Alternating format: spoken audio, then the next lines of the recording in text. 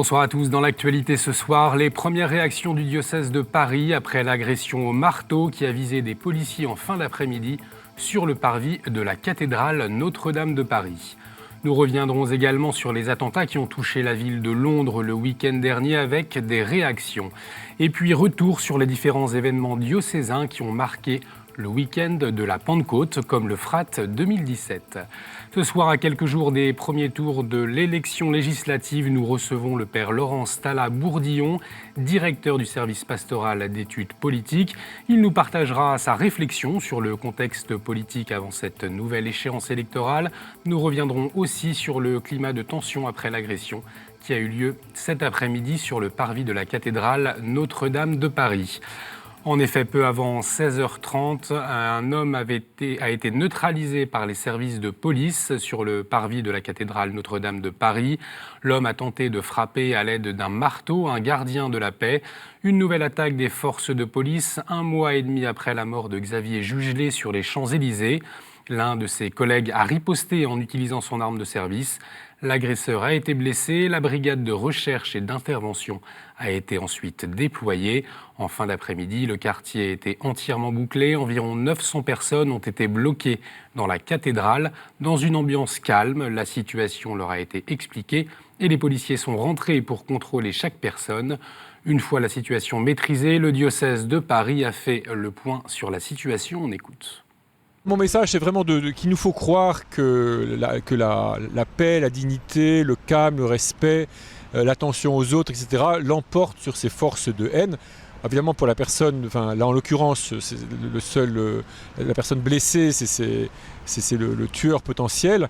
Dans d'autres cas, malheureusement, comme on l'a vu à Londres, à Manchester, il y a eu des morts et des victimes qui n'y pouvaient rien et qui ont été tués de manière...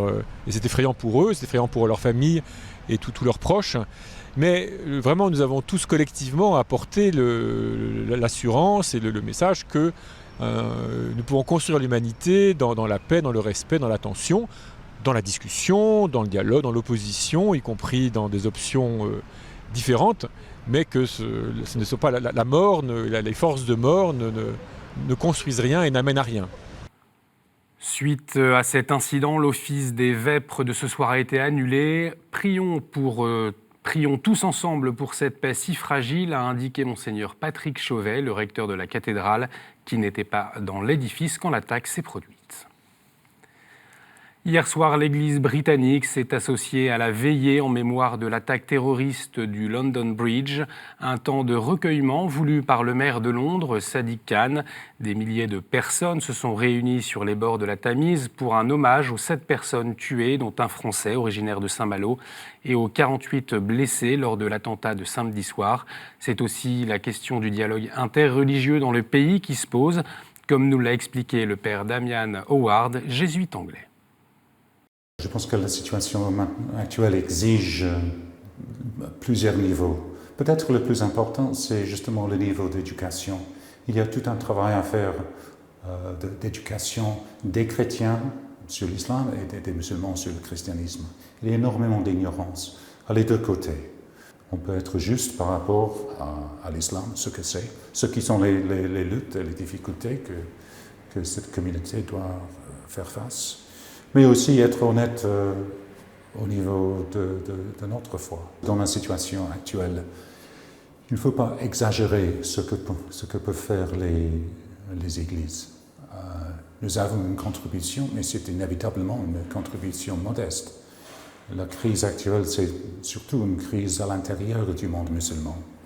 Et le christianisme, les chrétiens peuvent aider, mais ils ne peuvent pas résoudre le problème. Je pense qu'il faut être réaliste par rapport à notre contribution. Quelques heures après l'attentat, le président de la conférence épiscopale, l'archevêque de Canterbury, a envoyé un tweet depuis Liverpool où il célébrait le 50e anniversaire de la cathédrale du Christ-Roi. Je le cite, « Tous touchés par les incidents troublants et violents, tous sont dans mes prières cette nuit ». Hier, c'est le cardinal Vincent Nichols, archevêque catholique de Westminster, qui s'est exprimé. La perte soudaine de ces vies est terrible, mais c'est ce que nous confions au Seigneur dans nos prières, dans nos églises. Dimanche, lors du Regina Coeli, le pape est lui aussi revenu sur les attentats de Londres. On l'écoute. Que l'Esprit Saint soutienne la mission de l'Évangile dans le monde entier et donne la force à tous les missionnaires de l'Évangile. Que l'Esprit donne la paix au monde entier, qu'il guérisse les fléaux de la guerre et du terrorisme, qui cette nuit encore à Londres a touché des civils innocents. Prions pour les victimes et leurs familles. Le pape François qui appelle également à prier pour la fin du commerce des armes, c'est l'intention de prière qu'il propose pour le mois de juin. Dans un message vidéo, il souligne, je cite, une absurde contradiction, celle de parler de paix, de négocier la paix et en même temps de promouvoir ou permettre le commerce des armes. On regarde. Esta guerra de allá, esta otra de allí, ¿es de verdad una guerra por problemas? ¿O es una guerra comercial para vender estas armas en el comercio ilegal y para que se enriquezcan los mercaderes de la muerte? Acabemos con esta situación. Pidamos todos juntos por los responsables de las naciones, para que se comprometan con decisión a poner fin al comercio de las armas que causa tantas víctimas inocentes.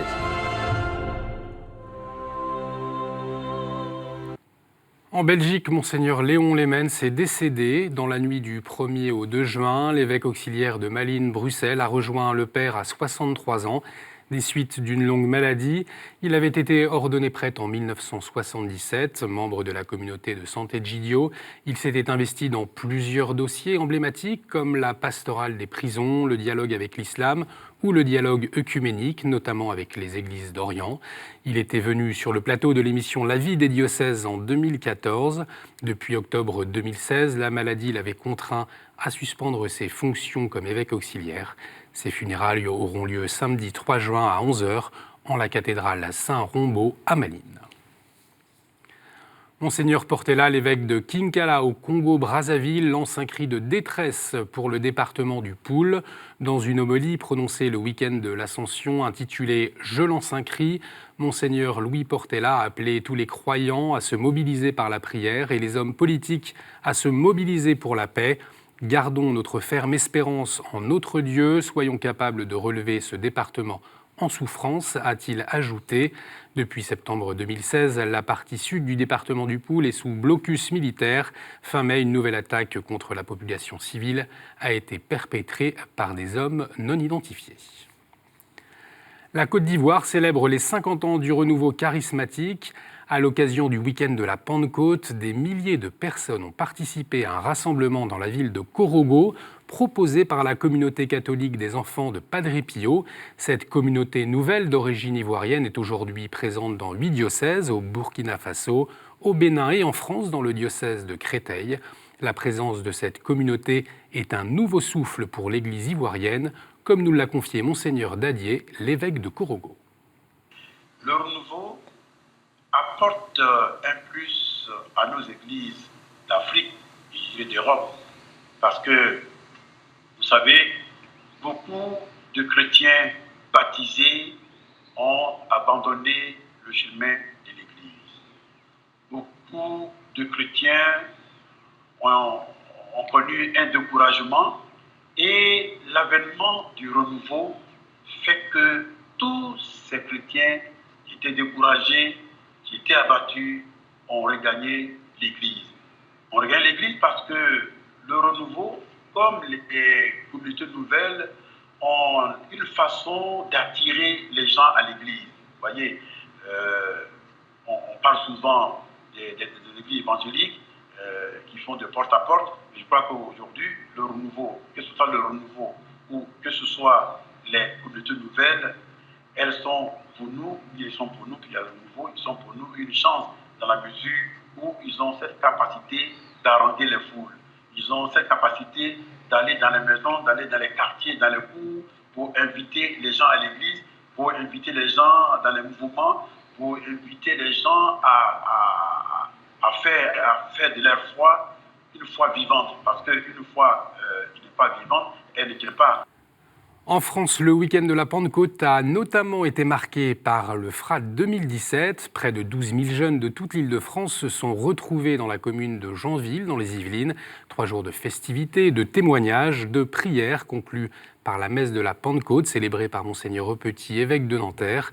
Un temps pour échanger sur la réalité du souffle de l'Esprit Saint. Reportage. Sous un chapiteau transformé en église, des collégiens sont venus célébrer avec une énergie débordante la Pentecôte. L'édition 2017 du FRAT est marquée par la question de la présence de l'Esprit Saint. C'est vraiment un pèlerinage, c'est pas une fin en soi, c'est vraiment un temps de passage. 3 jours pour se poser, réfléchir sur soi, être vivifié, comme nous l'a dit Monseigneur Aupetit dans son homélie ce matin, être vivifié pour repartir chez soi, changer, transformer et habiter de ce feu de l'Esprit Saint. Mais il n'est pas toujours facile de comprendre ce qu'est l'Esprit Saint. Comment expliquer l'Esprit Saint ? Pour moi, l'Esprit Saint, c'est un esprit un esprit que tous les saints reçoivent déjà de base et que tous les chrétiens aussi ont et qui leur permettent de vivre pleinement leur foi et qui nous donne de l'intelligence, de la puissance, nous aide dans notre foi, dans notre chemin et nous aide à communiquer avec Dieu. Réunis dans des carrefours de discussion, les jeunes discutent et échangent avec des témoins autour du thème « Esprit, es-tu là ?» L'Esprit Saint, donc on parle des différents dons que vous avez. Toi, tu as reçu le petit don ? Du coup, vous avez dit qu'il y avait 7 dons. Est-ce que vous pouvez les redonner ? Peut-être qu'on tombe aussi sur une génération qui cherche vraiment, peut-être, est-ce que c'est plus que d'autres ou que générations précédentes, je ne sais pas, mais qui ose dire qu'elle est contente de chercher Dieu. Durant ces 3 jours, les frateux ont célébré l'esprit de vie à travers le souffle de l'Esprit Saint pour en ressortir grandis et plus près de Dieu.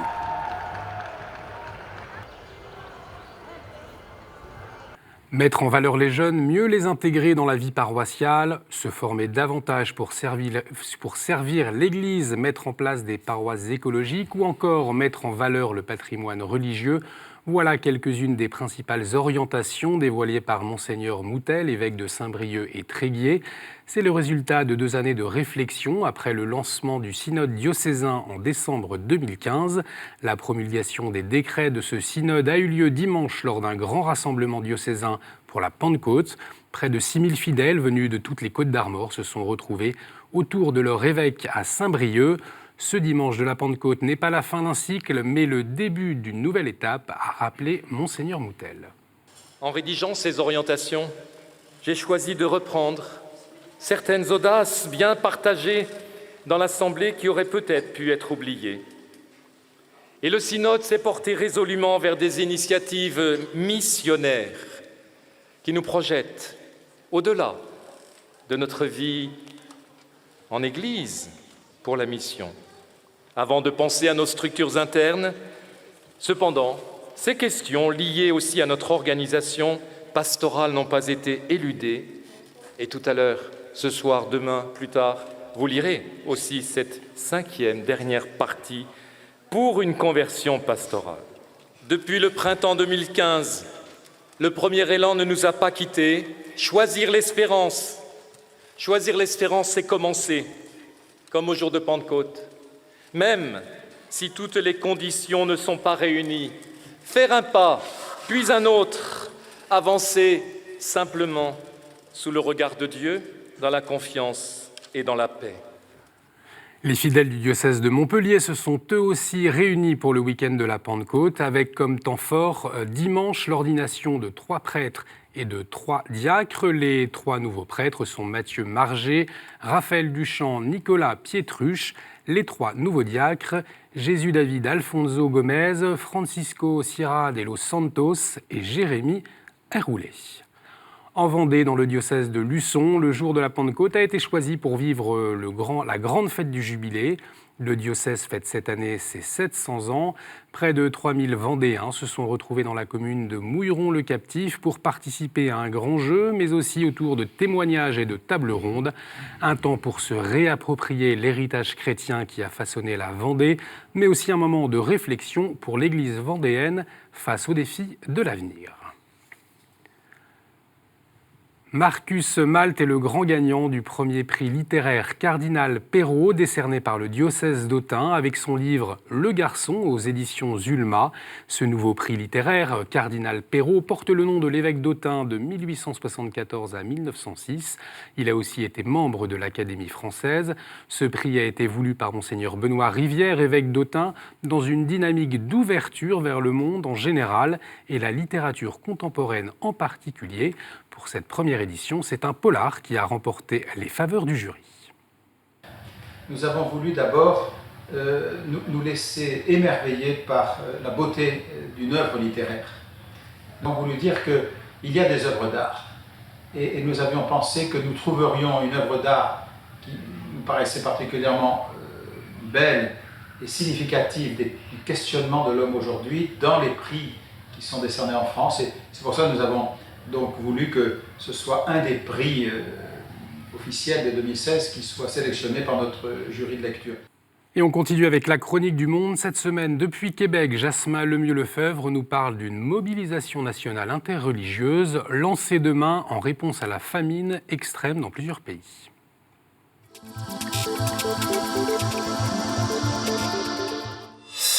Bonjour du Québec. Alors, à chaque fois que nous avons l'occasion de vous parler d'une belle initiative interreligieuse et interconfessionnelle, nous le faisons avec joie. Et ce mercredi, partout au Canada, une grande initiative nationale sera lancée pour lutter contre la famine qui accable le Sud-Soudan, le nord-est du Nigeria, la Somalie et le Yémen. Alors, ensemble, des leaders de toutes les grandes religions, alors catholiques, les juifs, les musulmans, les sikhs, les hindous, la foi bahaï, des chrétiens de toute confession, bien sûr, ensemble, vont lancer cet appel à oui donner, mais également prier et en parler dans la communauté, parce que bien sûr, ce qui vient souvent dans l'actualité, c'est les conflits, les actes terroristes, mais cette famine-là, selon les Nations unies, c'est près de 20 millions de personnes qui pourraient perdre la vie si rien n'est fait. Donc, une grande campagne qui sera lancée au diocèse de Québec lors d'une conférence diffusée sur le web via notre web télé. Ce sera à 10h30 mercredi, 16h30 votre heure, donc ecdq.tv si vous voulez jeter un coup d'œil. Il y aura des représentants des deux œuvres catholiques qui vont participer à cet effort sur le terrain. Développement et Paix, qui est Caritas au Canada, et l'aide à l'Église en détresse. Et chaque communauté religieuse, chaque grande confession va inviter ses fidèles à donner aux organismes. Donc, l'organisme d'aide humanitaire musulman, juif. Alors, c'est une belle initiative et le gouvernement canadien va doubler les dons faits à cette campagne et également aux autres campagnes organisées par des organismes séculiers. Donc, une belle initiative et j'espère que de votre côté aussi, vous pourrez aider des organismes qui viennent aider sur le terrain cette terrible famine qui vient toucher plusieurs pays d'Afrique et du Moyen-Orient. À bientôt. Merci Jasmin. Tout de suite, c'est notre dossier.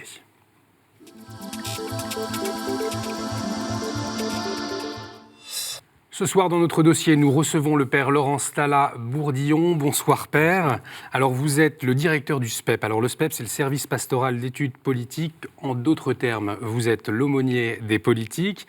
Alors, à partir de dimanche, les électeurs français sont appelés à élire leurs 577 députés. On va en parler, mais avant, peut-être, je vous propose de revenir sur cette agression qui a eu lieu sur le parvis de la cathédrale Notre-Dame de Paris en fin d'après-midi. On en a parlé en début de ce journal. On a appris par Gérard Collomb, le ministre de l'Intérieur, que c'est un étudiant âgé d'une vingtaine d'années.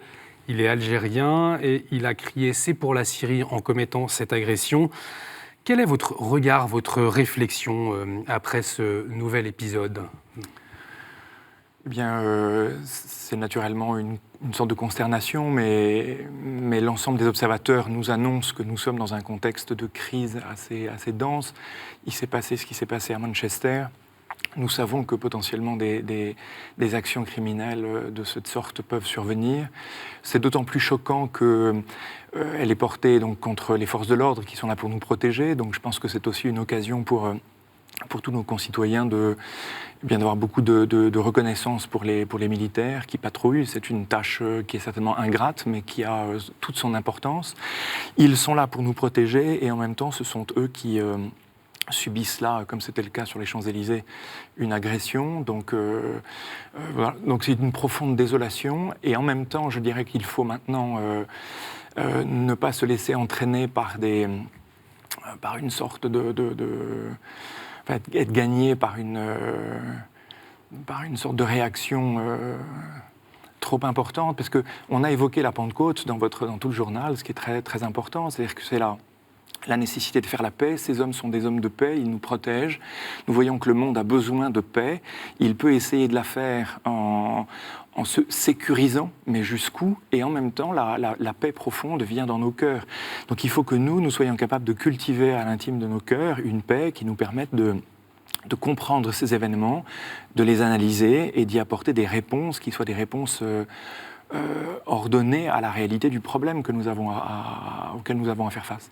Justement, le pape en Égypte, on se souvient, avait dit que la violence est la négation de toute religiosité authentique. Comment faire en sorte que cette conviction puisse être partagée par tout le monde ? Eh bien, il faut sans doute... alors, on ne sait pas si... Alors là, il y a un motif, vous sous-entendez qu'il y a un motif en réaction à l'engagement de la France en Syrie.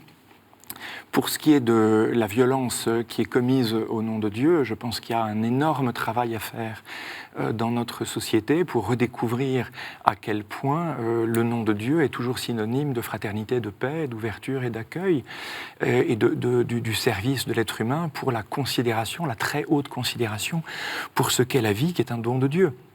Donc, il faut qu'on arrive à tous, chacun individuellement, mais dans notre société aussi, à faire l'effort de nous réapproprier la signification profonde de ce que veut dire le nom de Dieu, le service de Dieu et l'accueil de Dieu dans nos vies, parce que tout être humain porte en lui l'empreinte de Dieu, donc si on doit la manifester, il faut qu'on la manifeste de sorte que cette paix et cette beauté paraissent. Peut-être un petit conseil aux téléspectateurs. Comment est-ce qu'on peut résister intérieurement pour ne pas se laisser gagner à la fois par la peur, mais aussi par la haine ? Alors je dirais qu'il faut savoir se couper savoir prendre de la distance par rapport au contexte et à l'environnement dans lequel on est, où nous sentons bien qu'il y a toujours une sorte de surenchère, de dramatisation et un pathos qui vient nous saisir. On dit souvent que c'est l'objectif des terroristes que de nous terroriser de l'intérieur. Cette prise de distance, elle est aussi une capacité de comprendre les choses de l'intérieur, encore une fois. Donc, pour les chrétiens, c'est de savoir s'appuyer sur celui qui est la source authentique de nos vies. Nous avons à les protéger, nous avons à valoriser cette vie, mais nous avons aussi à comprendre très profondément que notre vie est dans la main de Dieu. Je crois que les Anglais qui viennent d'accompagner et d'inhumer les victimes de l'attentat qui vient d'avoir lieu à Londres témoignent de ce que nous avons confiance dans celui qui est la source de nos vies et nous la lui remettons. Alors c'est vrai que cet événement a un petit peu éludé l'événement du week-end prochain, à savoir les élections législatives. Je vous propose d'y revenir, notamment par rapport à la tribune que vous avez signée dans le Figaro. Vous écrivez que la question absente des débats est celle liée au sens de la vie humaine. Alors est-ce que vous pouvez nous préciser, et puis pourquoi les parlementaires ne parviennent-ils plus à s'interroger sur cette question ? Alors très souvent les parlementaires, quand j'aborde ces questions avec eux, parce que mon rôle c'est un rôle d'accompagnement, un service. Les parlementaires ont besoin d'une assistance technique, d'une assistance matérielle. Ils l'ont pour exercer leur mandat, mais ils peuvent aussi avoir besoin d'une assistance humaine, des éclairages ou d'une assistance spirituelle pour ceux qui le souhaitent. Mon constat à la lumière de la mandature qui vient de s'achever, c'est qu'il est extrêmement difficile d'évoquer le sens de l'existence humaine.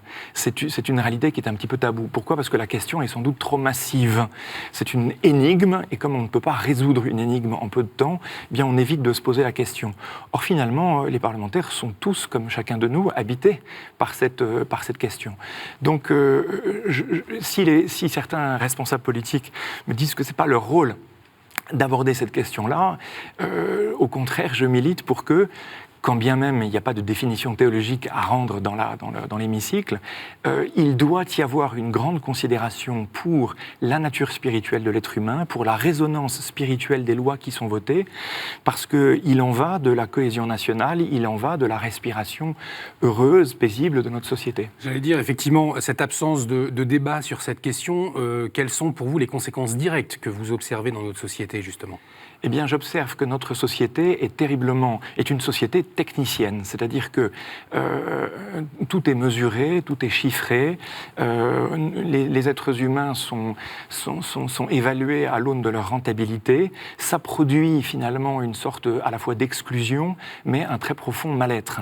Donc, et on peut se demander si les parlementaires qui vont être élus ne vont être élus que pour voter des lois qui changent à la marge des indicateurs économiques, de sorte que le moteur économique de notre société soit réajusté et fonctionne différemment. Mais à ce niveau-là, quel que soit le député que vous allez élire, vous allez élire des députés qui vont tous faire le même travail. Ce qu'on pourrait attendre, et c'est peut-être ce qu'on peut suggérer aux téléspectateurs, c'est de s'intéresser à ce que les candidats aux élections portent en eux comme profondeur, comme regard sur l'existence, comme sens de la vie, quelles sont leurs sources d'inspiration, voilà, de sorte qu'il y ait peut-être autre chose que de la technicité dans la vie politique, mais qu'on puisse ramener un certain sens de l'humain. Au fond, la solution, c'est pas forcément de donner toutes les voix pour que le gouvernement ait une majorité, finalement. Alors, c'est bien la grande interrogation qui est devant nous. Quel sera le visage de cette Assemblée ? Entre l'élection présidentielle et l'élection législative, une certaine tendance tend à nous faire comprendre qu'il serait judicieux, voire qu'il ne serait pas correct de ne pas donner une majorité à l'actuel gouvernement. Le résultat sera que s'il y a une majorité, ce qui sera le résultat que personne ne peut prédire, encore que des sondages l'annoncent. Mais une majorité donnera à penser que les parlementaires, le groupe parlementaire formera un bloc très serré, et donc on va visser un petit peu ce bloc. Et on a vu dans la mandature passée qu'un bloc trop serré produisait des frondeurs. À l'inverse, on peut envisager qu'une Assemblée nationale sans majorité oblige les parlementaires à travailler, à faire des alliances, à travailler des questions, à se mettre d'accord, à élaborer des consensus ensemble, ce qui pourrait être une réalité, on va dire, au bénéfice même de l'Assemblée nationale. Parce que ce qu'on voit bien, c'est la difficulté qu'il y a. Si une opposition est dans l'opposition sans majorité, à ce moment-là, il est très difficile d'avoir une prise ou d'avoir une voix sur un train de loi qui partent et à ce moment-là, ils n'ont plus tellement voix au chapitre. Merci beaucoup, Père Stala-Bourdillon, pour votre éclairage.